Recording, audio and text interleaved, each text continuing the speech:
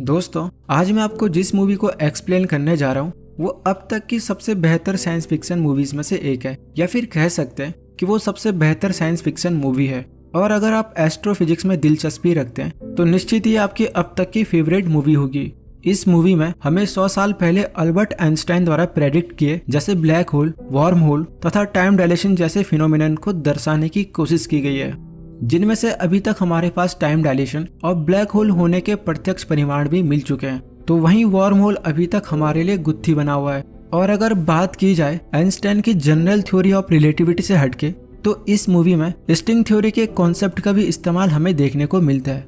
कुल मिलाकर इस मूवी में black hole, event horizon, sling shotting, string theory, time dilation, manipulation of gravity and time, binary code, Morse code तथा worm hole जैसे phenomenon को दर्शाने की कोशिश की गई है।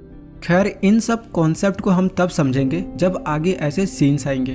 तो चलिए अब बिना किसी देरी के कहानी की शुरुआत करते हैं। कहानी के शुरुआत में ही हमें दिखाया जाता है कि हमारी पृथ्वी अब रहने लायक नहीं बची, क्योंकि रोज यहाँ पे आंधी और तूफान आना अब एक आम सी बात हो गई है, जिस वजह से यहाँ पे अब फसल उगाना एक चुनौती बन चुकी है और पेड़ पौधों के मरने के कारण यहाँ पे खाने की कमी हो रही है। और अगर पृथ्वीवासियों ने जल्द से जल्द दूसरा हैबिटेबल प्लेनेट नहीं ढूंढा तो फिर इसी पृथ्वी पे पूरी मानव जाति का अंत हो जाएगा। अब इसी पृथ्वी पे कूपर को दिखाया जाता है, जो कि अपने परिवार के साथ इसी माहौल में संघर्ष कर रहा है। कूपर के परिवार में उसकी एक बेटी मर्फ, उसका बेटा टॉम तथा उसके ससुर होते हैं। कूपर के घर में एक किताबों का कमरा होता है, जहाँ वहाँ रखी हुई किताबें खुद पे खुद नीचे गिरती रहती हैं। जब ये बात मर्फ अपने पिता कूपर को बताती है कि उस कमरे में कोई भूत है जो कि वहाँ रखी हुई किताबें इधर उधर गिराते रहता है। हालांकि कूपर एक साइंटिफिक पर्सन है, तो वो इन बातों का बिल्कुल भी विश्वास नहीं करता, लेकिन वो मर्फ को कहता है कि अगर उस कमरे में कोई भी असामान्य गतिविधि हो तो वो उसे ऑब्जर्व करे और नोट करे, इसके बाद कूपर को बताए। अगले ही दिन जब तूफान आता है, तो जब कूपर विंडो बंद कर रहा होता है तो उसे मर्फ के कमरे में जमी धूल से बना पैटर्न नजर आता है। वो उसे डिकोड करने की कोशिश करता है और चंद ही पलों में वो उस पैटर्न को डिकोड करने पे पाता है कि कोई उसे ग्रेविटी के जरिए नासा के सीक्रेट बेस का लोकेशन कोऑर्डिनेट्स दे रहा है। लेकिन वो कौन है और वो ऐसे कैसे कर पा रहा है, ये हमें आगे पता चलेगा। कूपर समझ जाता है कि मर्फ का भूत नहीं बल्कि ग्रेविटेशनल एनोमली है, तो वो उस पैटर्न को डिकोड करने के बाद नासा के हेडक्वार्टर पहुंच जाता है। वहाँ वो प्रोफेसर ब्रैंड से मुलाकात करता है, जो कि नासा में एक साइंटिस्ट है। प्रोफेसर ब्रैंड उसे बताते हैं कि अगली आने वाली पीढ़ियां हमारी अर्थ पे बिल्कुल भी जीवित नहीं रह सकती, तो फिर इन्हें मानव जाति को बचाने के लिए दूसरी अर्थ को ढूंढना होगा। और नासा ने पहले ही 12 एस्ट्रोनॉट्स को वार्म होल के पार अलग अलग ग्रहों पे भेजा है, ताकि अगर उन्हें कोई भी हैबिटेबल प्लेनेट मिले तो वो नासा को अपने बीकन से सिग्नल भेज दे। जिन 12 एस्ट्रोनॉट्स को हैबिटेबल प्लेनेट की खोज में भेजा गया था, उनमें से 3 एस्ट्रोनॉट्स के बीकन से नासा को सिग्नल रिसीव हो रहे हैं, और जिन प्लेनेट से सिग्नल रिसीव हो रहा है वो तीनों गैरगेंटोआ नामक ब्लैक होल के नजदीक हैं। प्रोफेसर ब्रैंड बताते हैं कि कोई अननोन एडवांस सिविलाइजेशन हम मानवों की मदद करना चाह रही है, इसीलिए उन्होंने 48 साल पहले शनि ग्रह के पास एक वार्म होल बनाया है, जिसकी मदद से हम उन हैबिटेबल प्लेनेट तक जा सकते हैं जिन ग्रहों से पहले भेजे गए एस्ट्रोनॉट्स के बीकन से सिग्नल आ रहे हैं। अब यहाँ पे आगे बढ़ने से पहले हम थोड़ा सा वार्म होल के बारे में जान लेते हैं। दरअसल वार्म होल किन्हीं 2 पॉइंट्स के बीच का शॉर्टकट रास्ता होता है, जो हमें एक पॉइंट से दूसरे पॉइंट तक प्रकाश की गति से भी पहले पहुंचा सकता है। वार्म होल को अगर साधारण भाषा में समझे तो वार्म होल एक सुरंग की तरह काम करेगा, लेकिन ये सुरंग स्पेस और टाइम को साथ में जोड़ देती है। अल्बर्ट आइंस्टाइन की general theory of relativity mathematically predict करती है कि वार्म होल जैसा कुछ तो इस ब्रह्मांड में होना चाहिए। हालांकि अल्बर्ट आइंस्टाइन ने ब्लैक होल को लेकर भी प्रेडिक्शन किया था, जो कि अब एक हाइपोथेसिस ही नहीं बल्कि ब्लैक होल सच में एग्जिस्ट करते हैं। लेकिन वार्म होल जैसा कुछ भी अभी तक वैज्ञानिकों को नहीं मिला है। वार्म होल के बारे में अलग अलग वैज्ञानिक अलग अलग राय देते हैं। जो राय इन सब में कॉमन है वो है कि ये एक गैलेक्सी से दूसरे गैलेक्सी का रास्ता हो सकते हैं। अब चूंकि कूपर पहले भी स्पेस में जा चुका है और वो एक कुशल एस्ट्रोनॉट के साथ एक कुशल पायलट भी होता है, तो फिर प्रोफेसर ब्रैंड उसे प्रस्ताव देता है कि वो नासा के एस्ट्रोनॉट्स के साथ उन 3 प्लेनेट्स पे जाए जिनसे अभी नासा को सिग्नल रिसीव हो रहा है, और उन तीनों प्लेनेट में से सबसे सुटेबल प्लेनेट की जांच करे जो कि मानवों के रहने के लिए सबसे सही हो। पृथ्वी को इस हाल में देख और आने वाली जनरेशन के लिए कूपर प्रोफेसर ब्रैंड का ये प्रस्ताव स्वीकार कर लेता है कूपर को स्पेस में जाने के लिए कोई ट्रेनिंग की जरूरत नहीं पड़ती क्योंकि कूपर पहले भी स्पेस में जा चुका है और अब एक कुल मिला के 4 एस्ट्रोनॉट्स हैं जो कि उस एंड्योरेंस यान की मदद से, जिसने कि पहले के एस्ट्रोनॉट्स को भी वार्म होल के थ्रू दूसरी गैलेक्सी में पहुंचाया था, तो ये उस एंड्योरेंस से अपना फ्लाइंग शटल कनेक्ट करेंगे और उन तीनों ग्रहों के लिए निकल जाएंगे। और अगर इन क्रू मेंबर्स को उन तीनों ग्रहों में से कोई भी हैबिटेबल प्लेनेट मिलता है जहां मानव जाति को बचाया जा सकता है, तो फिर इसके बाद प्रोफेसर ब्रैंड के पास 2 प्लान होते हैं, प्लान ए और प्लान बी।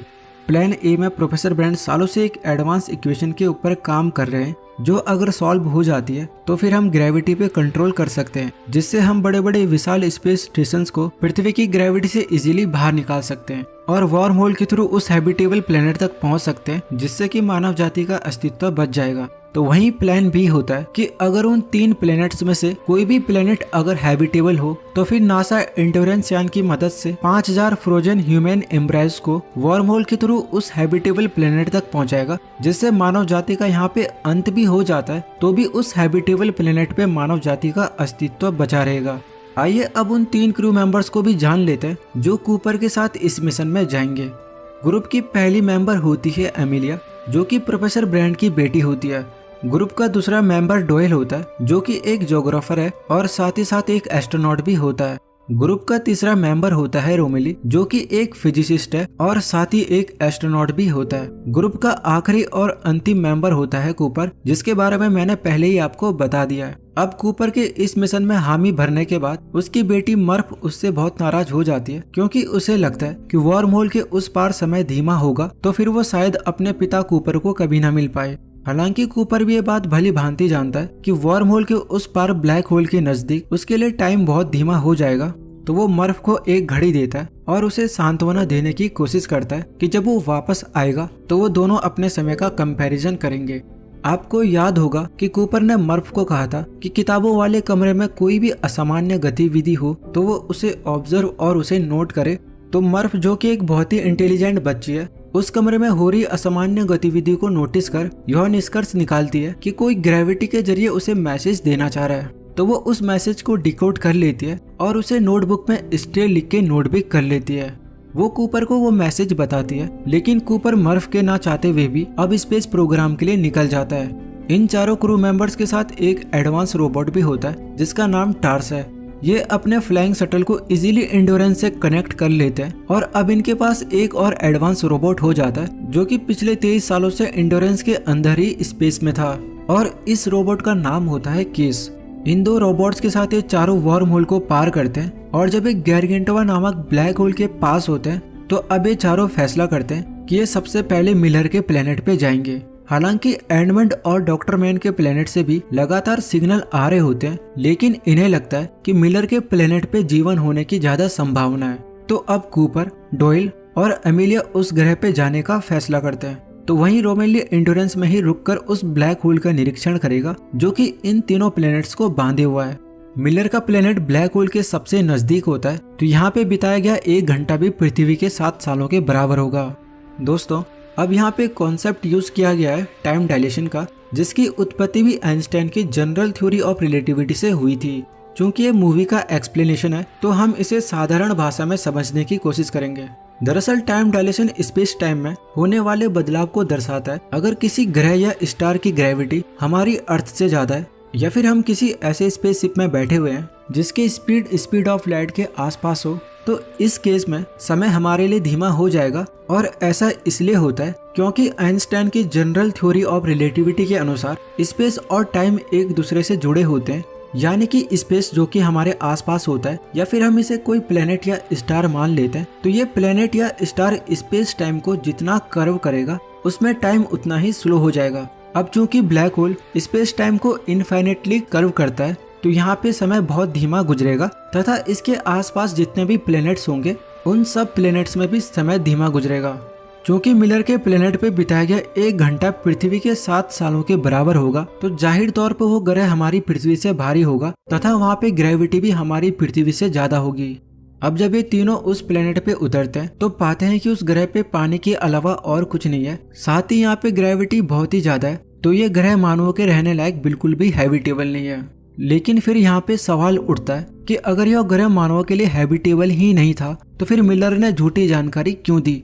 तो इसका जवाब है कि जब मिलर इस प्लेनेट पे उतरा होगा तो चूंकि पानी जीवन के लिए एक जरूरी सोर्स है, तो उतरने ही पर उसने अपना बीकन ऑन कर लिया रहा होगा और चंद ही पलों बाद मिलर इस ग्रह पे टाइडल वेव का शिकार हो गया होगा।